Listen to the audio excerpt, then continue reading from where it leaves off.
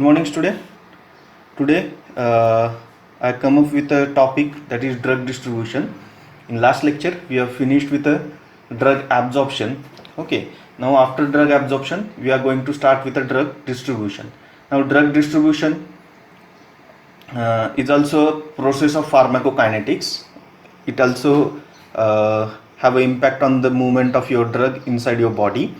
Now, firstly, we will look towards what is learning outcomes of today's lectures.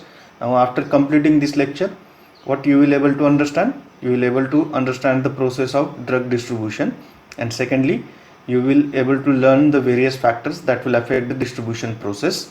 That is our learning outcome of today's lecture. Now, firstly, we will look towards what is drug distribution. Now, once a drug enter into a bloodstream, the drug is subjected to number of processes called drug deposition processes that tends to lower the plasma drug concentration. Means whatever the drug deposition processes are there in pharmacokinetics, these drug deposition processes generally lowers the plasma drug concentration of our body. Means it will lower the concentration of drug from your blood. Then in these drug deposition processes, there are two processes. First one is called as a distribution process, and second one is called as a elimination process. Now, distribution is also a deposition process in which the drug plasma concentration will get decreases. Why it will get decreases? Because from plasma or from blood, the drug will get distributed to various body tissues. Okay, due to that there is a decline in the concentration in a plasma. That process we can call it as a drug distribution process. Okay, now in a distribution, what is distribution? Which involves the reversible transfer of drug between the compartments. Now, what do you mean by compartment? Means one compartment is your blood and another compartment is your other body tissues. The distribution or reversible transfer between these two compartments, we can call it as a distribution. It is very essential. We call it as a reversible transfer. Why it is reversible? Because drug will get distributed in your other body tissues, then from there it will again comes into your plasma or into blood. That's why we call it as a reversible transfer. Okay, and that's why it is a deposition process, because it will decline the plasma drug concentration of our body. Then next deposition process is a elimination, which involves irreversible loss of drug from the body. That is, irreversible loss of your drug from bodies means what? Whatever that drug which is not reversible, once that drug will get lost, it will get lost and it will never come again in your plasma. Okay, in this elimination process there are two processes, that is biotransformation, means your metabolism, and excretion. Okay, from this you will come to know that elimination and excretion are a different thing.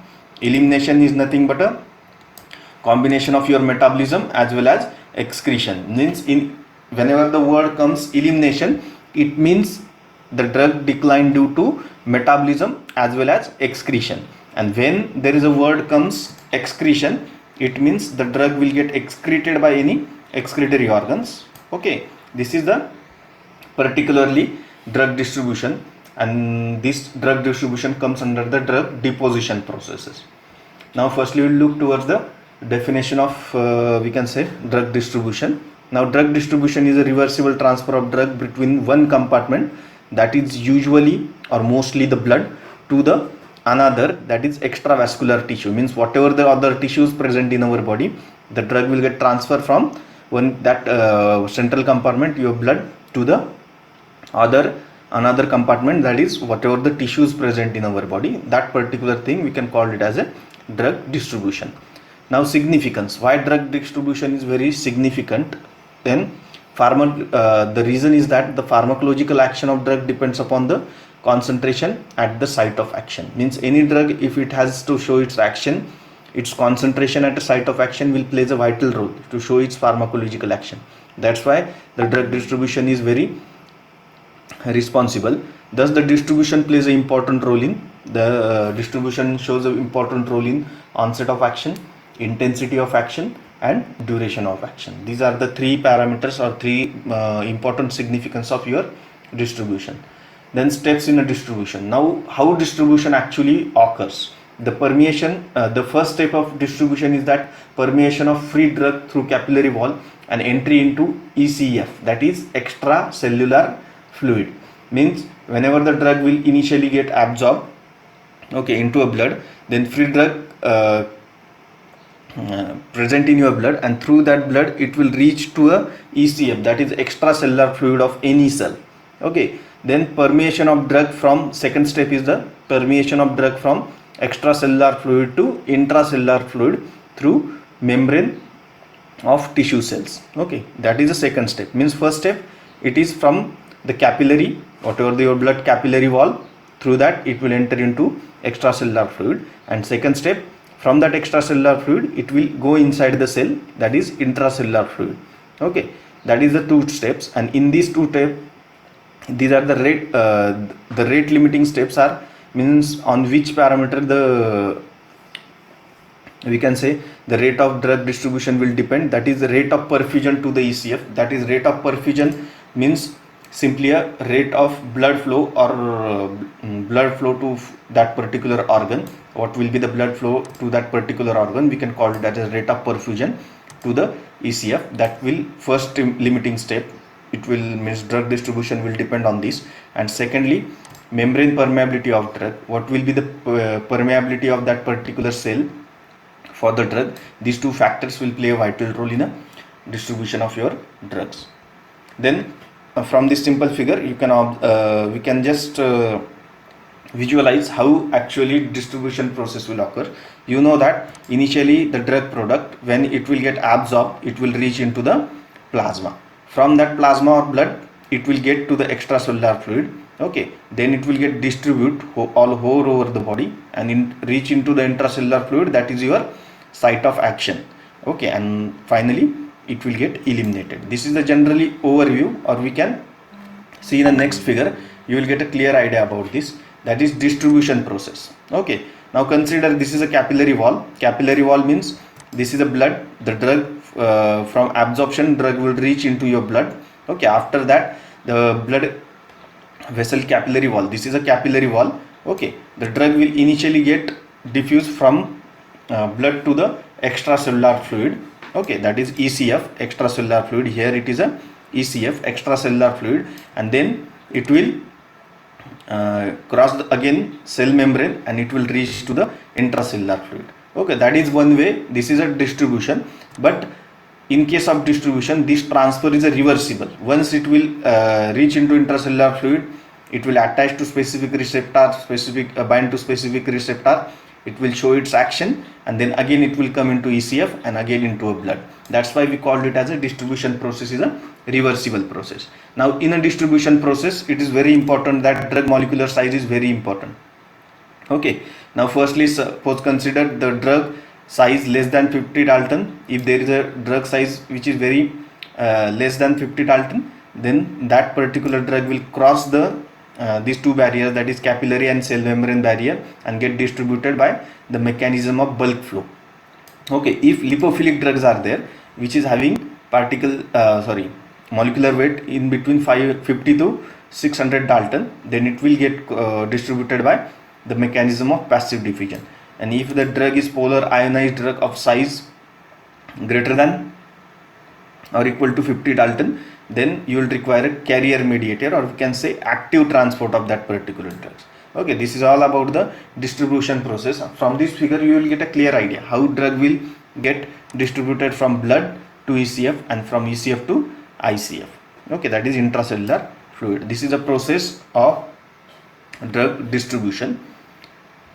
Then now distribution is a passive process for which the driving force is the concentration gradient between the blood and extravascular tissue. Likewise, whatever we have seen in absorption, the passive diffusion process, in that case the driving force is concentration gradient, and in case of distribution also this process is a mostly passive diffusion type, and the drug concentration gradient is a concentration of drug in between blood and whatever the extracellular fluid, that is ECF.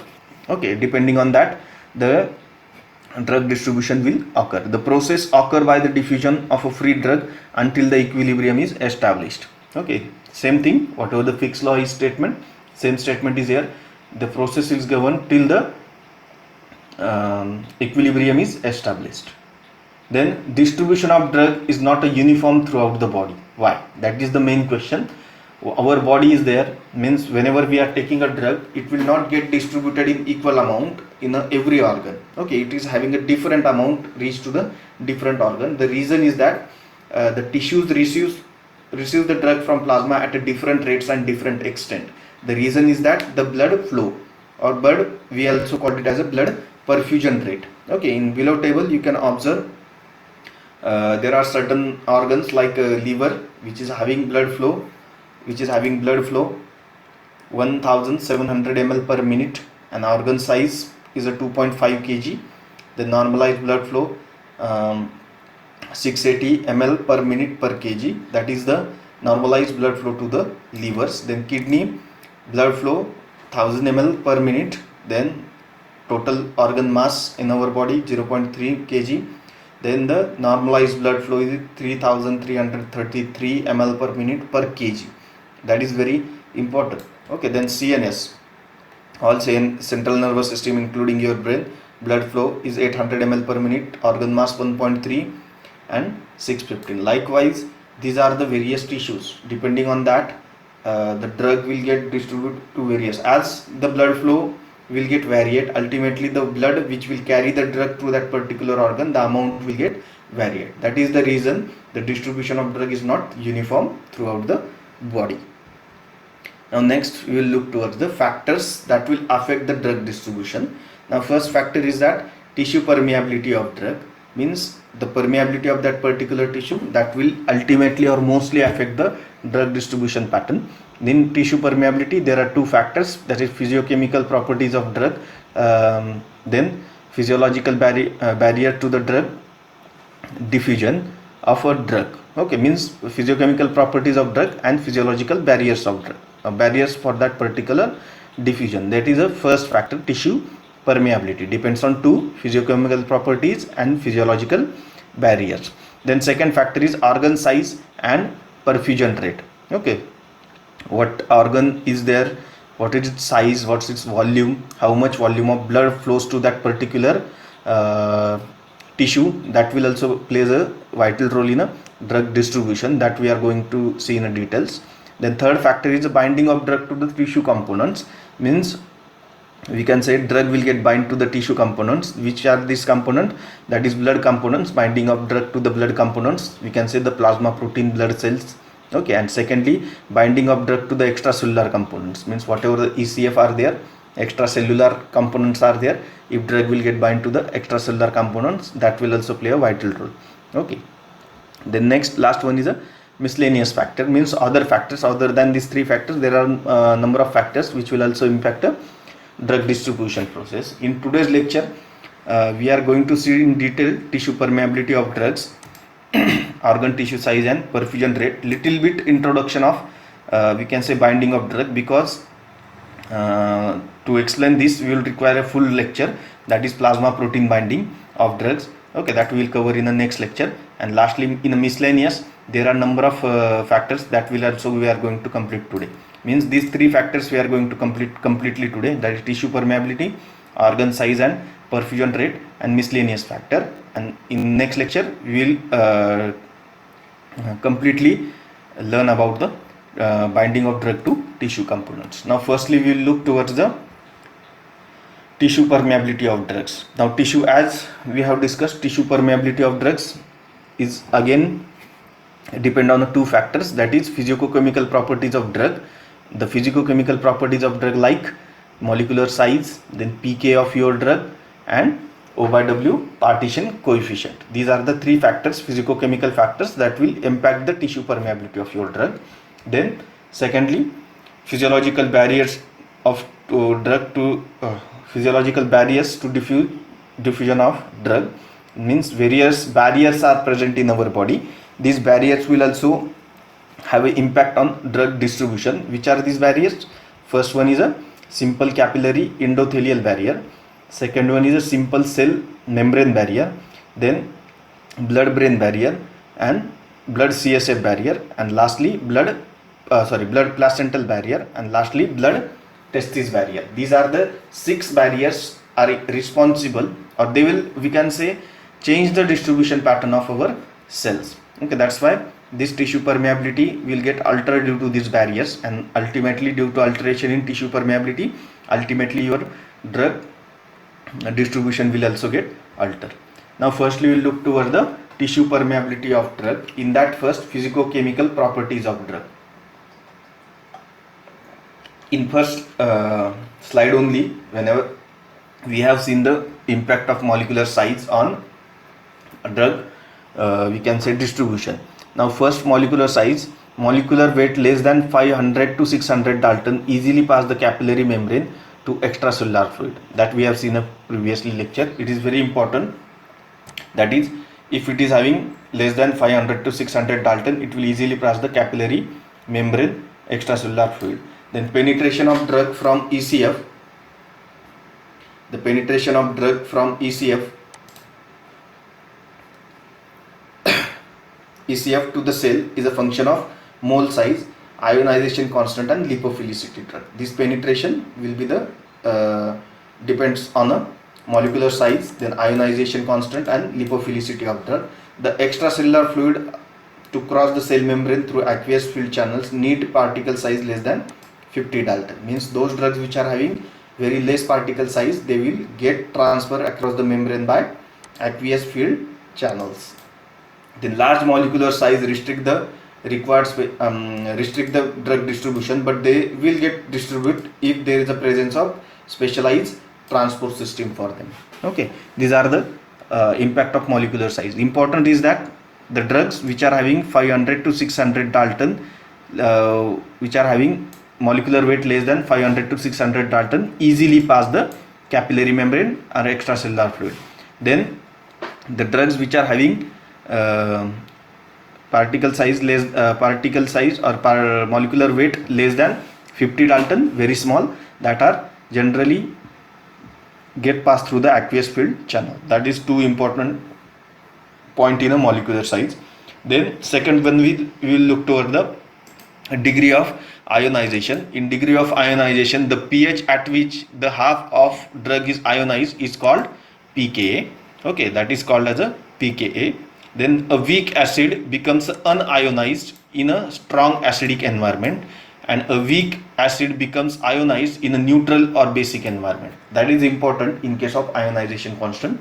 And similarly, a weak base become unionized in a strong acidic environment, and a weak base become ionized in a neutral or acidic environment. That particular things are very important. Why this ionization is important? The pH of blood plasma and extracellular fluid is about 7.4, that is constant, except in acidosis and alkalosis condition, but other times it is constant. Means whenever the ionization or unionization is there, then all the drugs that ionizes at plasma pH, that is polar and hydrophilic drug, cannot penetrate the lipoidal cell membrane. If drug will get ionized at a plasma pH, means that 7.4 pH, then it will not able to cross the lipoidal cell membrane, and that's why their drug distribution is limited. Now last point, that is, we can say O by W permeability. The polar and hydrophilic drugs are less likely to cross the cell membrane, that we have seen in a previous. Why? Because they will get ionized at 7.4 pH range, where non-polar hydrophobic drugs are more likely to cross the cell membrane. Effective Ko by W is equal to, means effective K by W is equal to fraction of unionized into partition coefficient of unionized form at pH 7.4, the 7.4 drug. Okay, in case of polar drugs, where the permeability is a rate limiting step in the distribution, the driving force is the effective partition coefficient. That is important. That is O by W permeability, that is effective partition coefficient, effective K by OW, K O by W of a drug, that can calculated by the formula. This formula is for the calculation of effective partition coefficient. Okay, the lipoidal drug penetrate the tissue rapidly among the drugs with the same partition coefficient but different in ionization of blood pH. One which has less ionization shows better distribution. Means those drugs which will get lessly ionized, they will show better distribution. The example is that phenobarbital is having greater absorption as compared with a salicylic acid, because phenobarbital is hydrophobic in nature, or we can say lipophilic in nature, and salicylic acid hydrophilic in nature. Salicylic acid easily get ionized in a pH range 7.4, but phenobarbital you will not get, it remain in an unionized state at a 7.4 pH, so that it will get easily distributed. Both are having same partition coefficient, but phenobarbital have more unionized state at a blood pH, that I have explained you just. Then highly specialized and less permeable to the water soluble drugs. Okay, this is the important factor of this. Now second factor, first factor we have finished, that is physicochemical properties of drug.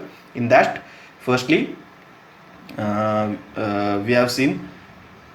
Now second parameter, that is tissue permeability. In that, first physicochemical properties of your drug, then second we have started with now physiological barriers. Now there are 6 different physiological barriers. In that, first we will look toward the simple capillary endothelial barrier. Now capillary supply the blood to the most of inner tissue, means whenever the drug comes in your blood, from there, whenever drug will get absorbed, from absorption site to the effective site, drug will get transferred by the capillaries present in our body. All the drug, ionized or unionized, molecular size less than 600 Dalton, diffuse through the capillary endothelium. Okay, they will get diffused through the capillary endothelium to interstitial fluid, or we can also call it as a ECF. Only drug that bound to that blood components can't pass through this barrier, because large size of complex means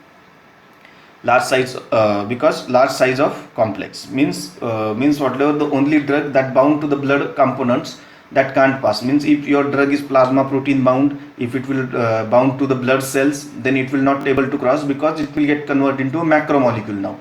That is the reason the simple capillary endothelial barrier is restrict the blood distribution. Now you can observe here in this figure, this is your capillary endothelial barrier. Okay, from this means whenever the drug, red blood cells and drugs will come from flow through this we can say capillary, and this barrier will restrict the entry of drug. I will show one more figure, that we will initially finish the simple cell membrane barrier, then you will come to know what is the difference between capillary endothelial barrier and simple cell membrane barrier. Once the drug diffuse through the capillary to the extracellular fluid, its further entry into the cell of most tissue is limited. Okay, simple cell membrane is similar to lipoidal barrier, whatever we have seen in absorption. The non-polar and hydrophilic drugs will pass through it passively. The lipophilic drugs with 50 to 60 Dalton molecular size, and hydrophilic polar drugs with less than 50 Dalton size will pass this membrane. Okay, that is the reason. Now in one of the figure, in this figure you will get clearly observe. Now this is capillary wall, means this is the first barrier for your drug. Okay, and this is the largest barrier in our body, that is simple capillary endothelial barrier. In this barrier, if drug has to move from there to there, then drug size should be less than 50 Dalton, then it will easily cross by the bulk flow.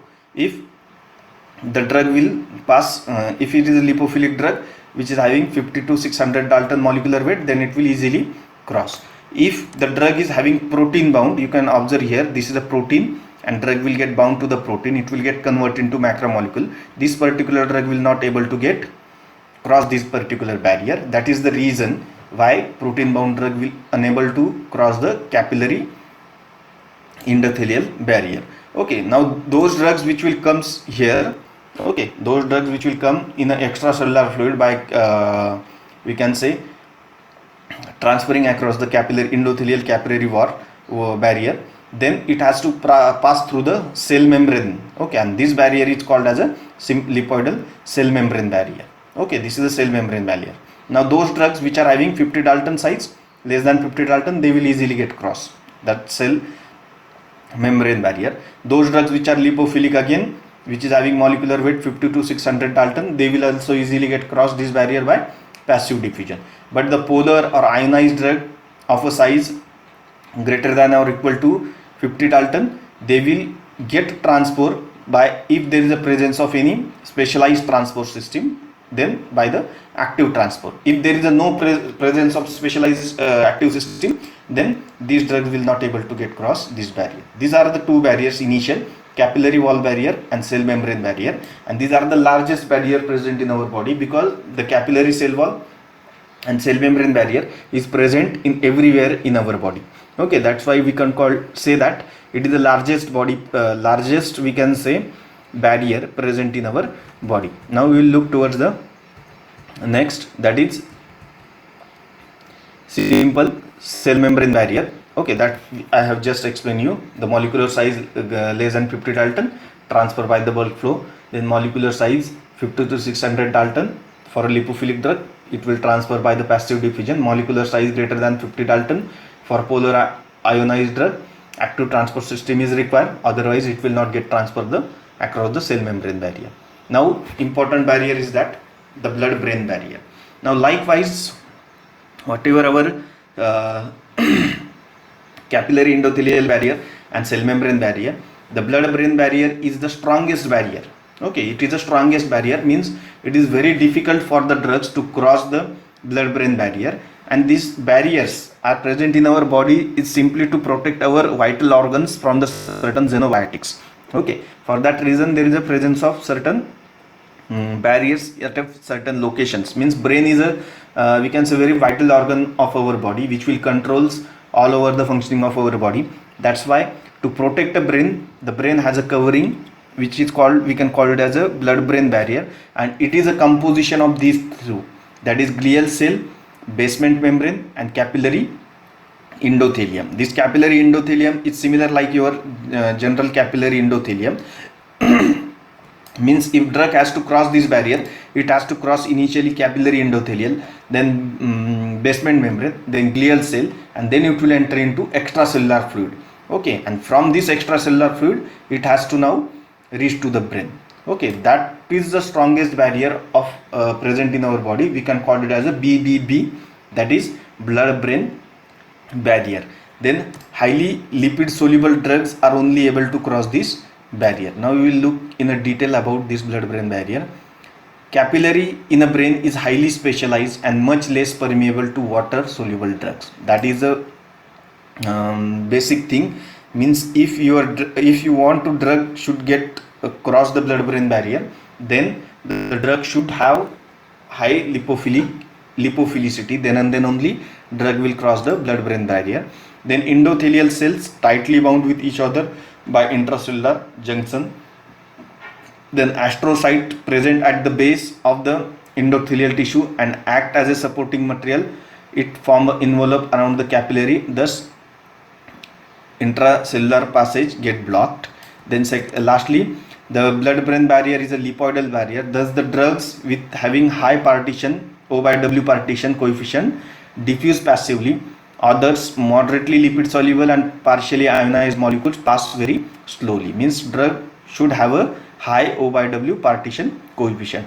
Polar neutral substances like sugars and amino acid transported brain actively, thus the structurally similar drug can also pass to the blood through the blood brain barrier. Now polar substances, as it is unable to cross this barrier, but they have a specialized system, that is active system. They have a we can say carriers. Through that carriers, sugars and amino acid will get transport across the brain. If the drugs is having similar structure like amino acids and sugars, then it may compete with these amino acids and sugars, and then it will get cross the blood brain barrier. Now this in this figure we can observe the blood brain barrier. This particularly transcellular lipophilic pathway lipid soluble agents will easily get crossed by passive diffusion. Then if the glucose, amino acid, nucleic acid, then it has to bind to the specific protein, then it will cross the blood brain barrier. Then suppose D-receptoration, insulin transferrin, then these will get crossed by specialized. This is a simple figure. from which we can able to differentiate which type of drug will able to cross the blood brain barrier. Then different approaches to cross the blood brain barrier. Now it is very essential, some drugs which are having suppose hydrophilic nature, but still we need to transfer it into a we need to reach it into our brain. For that reason we need to use various approaches to cross the blood brain barrier. In that, first, use of permeation enhancers, means whatever the drug we are using, with that drug we can use permeation enhancers that will help drug to cross the blood brain barrier. The example of permeation enhancer is dimethyl sulfoxide. Okay, that is important, dimethyl sulfoxide. Now second one is a prodrug approach. Likewise, dopamine, we know that in Parkinsonism the importance of dopamine, but as it is, dopamine is not get transfer across the brain or get distribute across the brain due to the blood brain barrier. So that we have created its prodrug, that is levodopa, and it will easily cross the blood brain barrier and get converted into dopamine. Okay, and osmotic disruption of blood brain barrier by infusing internal carotid artery with a mannitol. Okay, then second, carrier 16, that is dihydropyridine, that is lipid soluble we can say endogenous substance. Moiety redox system, highly lipophilic and cross the blood brain barrier, means whatever the drug we are preparing it by complexation with dihydropyridine, and due to that complex formation, the drug and dihydropyridine, it will easily cross the your blood brain barrier. Polar pyridine ion cannot diffuse back out of the brain. Once it will reach into the brain, it will not again diffuse back. Okay, example is a steroidal drug. Okay, steroidal drug mostly given by this particular system, that is carrier system, that is complexation with dihydropyridine system, or we also called it as a redox system. It is also called as a redox system.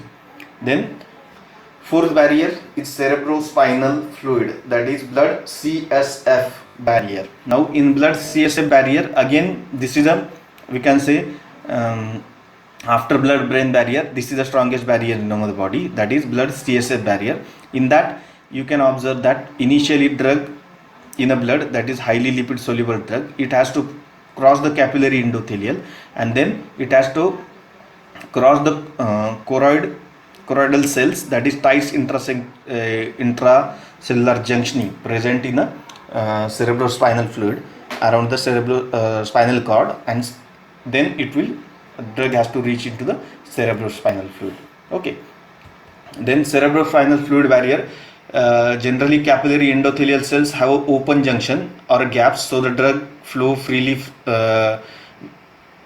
between capillary wall and choroid cells. Okay, in this figure, okay, this capillary endothelium will have openings, so that drug will easily cross the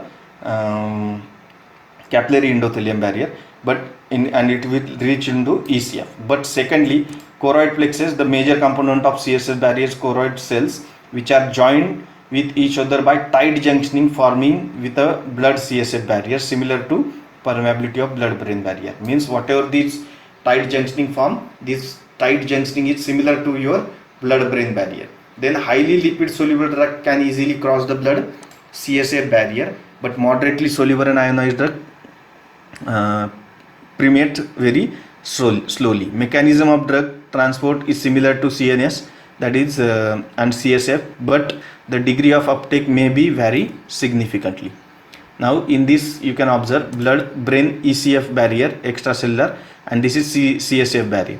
Blood brain barrier, this is brain cell ependyma, it will easily cross. Then in CNS capillary, then there is a separation of between CNS and brain ECF and cerebrospinal fluid. This particular thing is called as a blood CSF barrier, which will have choroid plexus, and the drug will get pass through this particular if it is having high lipophilicity.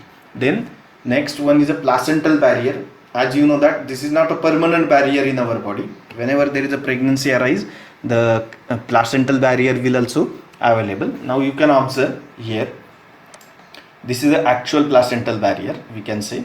Okay, now in around this placental barrier, either here there is a fetal vein, means where the fetus present in our in the womb of pregnant woman, the fetal vein is there. Then here the fetal artery is there, and at the lateral side of this particular barrier, maternal means mother's vein and mother's artery is there. Through this mother's vein and mother's artery, the drug and essential nutrients are supplied to the fetus, and that fetus during this supply, the drug has to pass through this barrier. Okay, that particular barrier we can call it as a placental barrier. It is a composition of trophoblast and endothelium. Okay, that particular barrier is a composition of trophoblast and endothelium. Now in placental barrier, it's a barrier between the maternal and fetal blood vessels, both separated by fetal trophoblast, basement membrane and endothelium. Thickness is about 25 micron at early pregnancy, later reduced to 2 micron. Even its effectiveness remain unchanged. Molecular weight less than 1000 Dalton, and moderate to high lipid solubility drugs like sulfosonamide, barbiturate, steroid, narcotics, some antibiotics cross the barrier by simple diffusion. Means those drugs which are having molecular weight less than 1000 Dalton, they will easily cross the barrier by simple diffusion.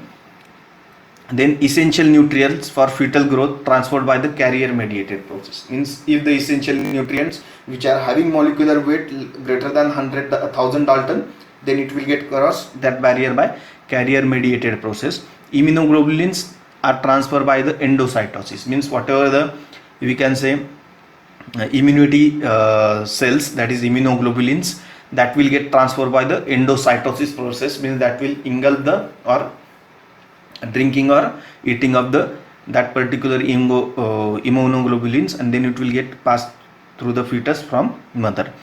Drug dangerous to fetus at 2 stages. Okay, whatever the drugs are there, it will dangerous to fetus at 2 stages. It is advisable to avoid drug during first trimester of pregnancy, that is characterized by fetal organ development. In first trimester, the fetal organs are developing, so that some drugs we need to avoid in this particular trimester to avoid the effect of teratogenicity. Okay, teratogenicity means abnormal development of fetal organs. Okay, the drugs like phenytoin and methotrexate are generally advised to avoid in the first trimester. Later stage pregnancy affect physiological function. If after first trimester, the latter stage of pregnancy, that is second trimester and third trimester, the pregnancy affect the physiological functions like respiratory dysfunction. Okay, and in that case, the drug that is advised to avoid, that is example is morphine. Better to restrict all drugs during pregnancy. Now you can come to know from this figure, this is a fetus, and you can say this is umbilical cord, and through that umbilical cord we can say there is a development of placenta. This is actually a placenta. Okay, umbilical cord is not a placenta. Placenta is attached to your to the uterus of mothers, and through that placenta the drug will get transferred by the umbilical cord. Okay, now you can observe this is umbilical cord actually, and this is a placenta. Okay, this placenta is continuously attached, and from placenta drug will get sucked from the mother, and then it will get transferred to the fetus. Now blood testis barrier, this is very small barrier. This barrier is not clear located at capillary endothelium level, means capillary endothelium are not present at the blood testis barrier, but there are a presence of Sertoli cells. That Sertoli cell junctions are present in the blood testis barrier. At this tight junctions barrier between neighboring Sertoli cells that acts as a blood testis barrier, and this barrier restrict the passage of drug to spermatocyte and spermatids. That is the only function of this. It will restrict the transfer of drug to the spermatocyte and spermatids. Okay, this is all about the first factor, that is tissue permeability, and it will depend on 2 factors, physicochemical properties of drug, and secondly the barriers present in our body. Now second factor will start with that is organ tissue size and perfusion rate. Now what do you mean by perfusion rate? That you have to be clear. It is defined as the volume of blood that flows per unit time per unit volume of a tissue. It is generally measured in ml per minute per ml. The perfusion rate is limited to when the drug is highly lipophilic and membrane across which the drug is supposed to diffuse. That is the perfusion rate. Above both cases, greater the blood flow, faster the drug distribution. Means those organs which are receiving higher blood flow, the drug will get distribution in higher amount in that particular tissues. Now drug distribution, distribution is a permeability rate limited in following cases. Means distribution is limited on the permeability in the following cases: when drug is ionic, polar and water soluble, then its distribution depends on the permeability. And secondly, when the where the highly selective physiological barrier restrict the diffusion of such a drugs to the inside of cell, that is also permeability. The next one, distribution is perfusion rate limited, means the blood perfusion rate to that. When drug is highly lipophilic, in that case it is a perfusion limited, and when the membrane is highly permeable, okay, then also it is a perfusion limited. It is defined the volume of blood that flows per unit time per unit volume of the tissues. That is called as a perfusion rate of your drug. That is unit is ml per minute per ml. Distribution rate constant, that is Kt, is equal to perfusion rate divided by Ktb. Now what is Ktb? Tissue blood partition coefficient, and distribution half-life is 0.693 upon Kt and is equal to 0.693 upon Ktb divided by perfusion rate. Depending on that, we can able to calculate distribution rate constant and distribution half-life of drug. Then highly lipophilic drug can cross the most selective barriers like blood-brain barrier, example thiopental. Okay. Then highly permeable capillary wall permits the passage of drug except those who bound to plasma protein. Now these tissues of our body are classified into two groups, that is highly perfused tissues and poorly perfused tissues. Okay, depending on that, highly perfused tissues means these tissues will receive more amount of blood in our body, and poorly perfused tissues will receive less amount of blood in our body. Now highly perfused tissues are lungs, kidney, liver, heart are rapidly equilibrated with lipid soluble drugs. If the drug is lipid soluble, the amount of drug will reach into lungs, kidney, liver, heart and brain will be higher. Drug distribute in a particular tissue or organ depends on the size of tissue, that is volume, and tissue blood partition coefficient. The thiopental IV lipophilic and having high blood partition coefficient towards the brain and adipose tissue.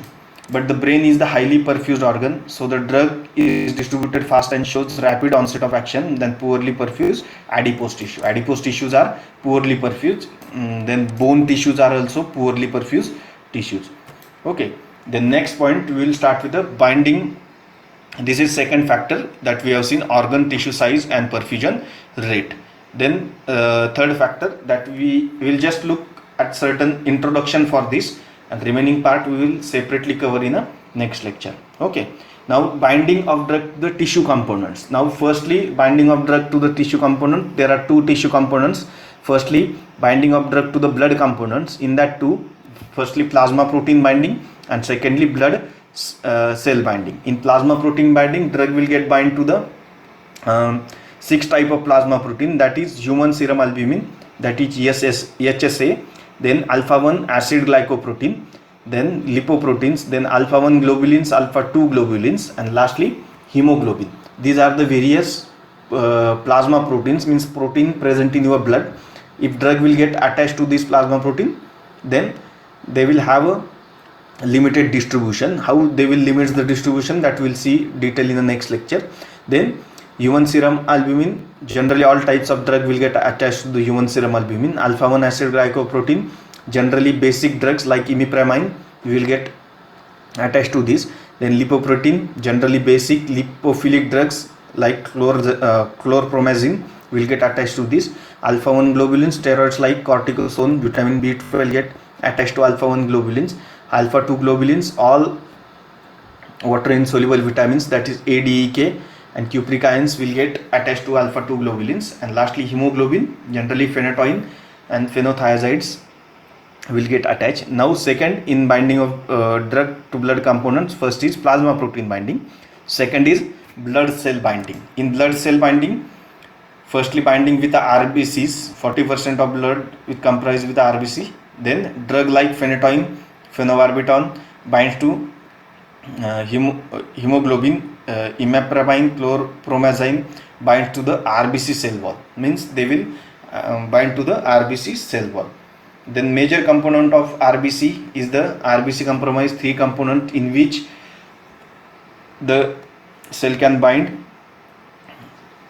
the drug. The examples are hemoglobin, carbonic anhydrases and cell membranes. Okay, these 3 component of our RBCs to which drug will get bind. We will see its detail in the next lecture. Then miscellaneous factor, other miscellaneous factor, that is age. Okay, due to age there is a variation in total body water, fat content, skeletal muscles, organ composition, plasma protein content. Okay, that is last factor we are going to learn. Then pregnancy, obesity, diet and disease state. Now we will start with the first miscellaneous factor, that is age. Difference in a distribution pattern is mainly due to, as the age is a factor, okay, from we can say neonate children to the elder persons. Why there is a difference between the distribution? Firstly, the total body water, that is both intracellular fluid and extracellular fluid, is greater in infants, so that there is a variation between infants and elders. Then fat content is higher in infants and elderly, but younger will have less fat content, so that there is a variation in distribution. Then skeletal muscle lesser in infants and elderly, so that variation is there. Then organ composition, like blood brain barrier is poorly developed in infant, myelin constant is low and cerebral blood flow is high, hence the greater penetration of drug in a brain. Then plasma protein content low, albumin in both infants and elders, that's why also the distribution is higher in case of elders and infants as compared to youngers. Then pregnancy, during pregnancy, due to growth of uterus, placenta and fetus, increase the volume available for drug distribution. That will increase the volume available for drug distribution. Fetus have separate compartment for a drug distribution. Plasma and ECF volume also increases, but albumin content is low. Okay, fetus is treated as a separate compartment for the distribution of your drug. Then next is the obesity. In obese person, high adipose fatty acid tissues, so high distribution of lipophilic drug. Then diet, a diet high in a fat will increase the free fatty acids level in a circulation, therefore affecting binding of acidic drugs like NSAIDs to the albumin. Then disease state, mechanism involved in alteration of drugs distribution in disease state, altered albumin and other drug binding protein concentration, alteration or reduce perfusion to organ or tissue. Then altered tissue pH, alteration of permeability of physiological barriers, that is blood brain barrier. Then blood brain barrier in meningitis and encephalitis, blood barrier becomes more penetrable, polar, antibiotic ampicillin and penicillin G patient effect ECF, perfusion rate to entire body decreases, it affect the distribution. Okay, then lastly drug interactions. Displacement interaction occurs when two drugs administered with which having similar binding site affinity. Example is a warfarin, that is displaced drug, and B is a phenylbutazone, that is displacer for the human serum albumin. That we will see in a detail what is drug interaction, displacement interaction in a plasma drug protein binding. Okay, in the next lecture we will see that in a detail. Okay, this is all about the today's lecture, that is drug distribution and factor affecting on drug distribution. In next lecture we are going to learn about what is volume of distribution concept and plasma protein drug binding. This concept we will going to complete in a next lecture.